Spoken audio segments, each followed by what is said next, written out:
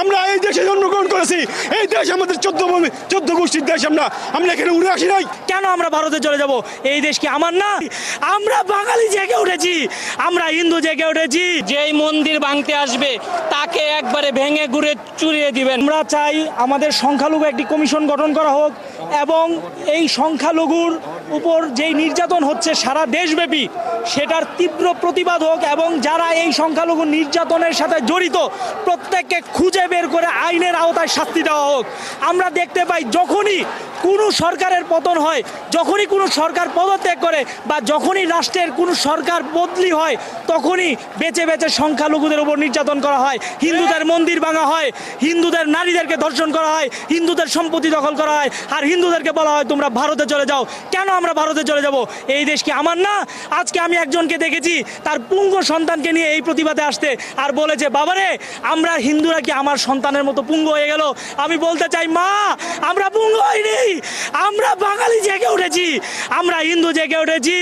জয় শ্রীরাম, জয় শ্রীরাম, জয় শ্রীরাম। মুক্তিযুদ্ধের পর থেকে দেশে সংখ্যালঘুদের উপর আক্রমণ হচ্ছে, বিষয়টা কিন্তু এরকম না। আমরা যখন দেশভাগের পর থেকে আমরা লক্ষ্য করতেছি নানা অজুহাতে, বিশেষ করে একটা উপজেলা যদি নির্বাচন হয় তাহলে আপনি দেখবেন যে সে যে দলের কর্মী হোক সে যদি জয়লাভ করে তার সাঙ্গপাঙ্গরাকে মন্দিরে হামলা করে, যদি বিরোধী দলের হয় তার সাঙ্গপাঙ্গরাকে মন্দিরে হামলা করে।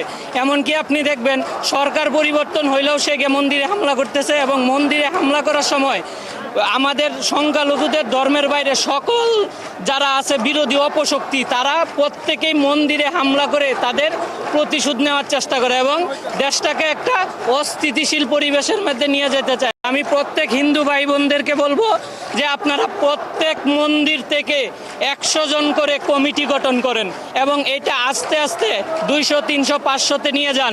প্রত্যেকটা ঘটনার পরে আপনারা মন্দিরে দাঁড়িয়ে যাবেন, যে কোনো পরিস্থিতিতে লাঠি সুটা নিয়ে পাহারা দিবেন। যেই মন্দির ভাঙতে আসবে তাকে একবারে ভেঙে গুড়ে চুরিয়ে দিবেন। এতে যদি মৃত্যু হয় তাও আপনার জন্য মঙ্গলকর।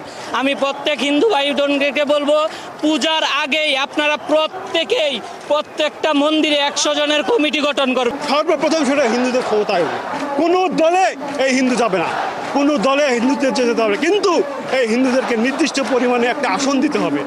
আমাদের এই হিন্দুদেরকে ক্ষমতায়ন করতে হবে, এই হিন্দুদেরকে পার্লামেন্টে যাওয়ার ব্যবস্থা করতে হবে এবং এই হিন্দুদের ভোটে যাওয়ার ব্যবস্থা করতে হবে। তা না হলে এই দেশে হিন্দু কোনোভাবেই থাকতে পারবে না।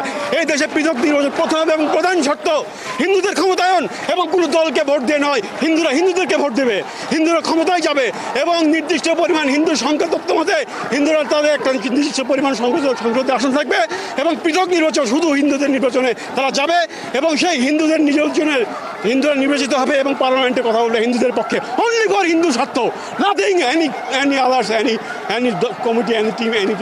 আমরা এই দেশ কারো পাবেন না, এই দেশ কারো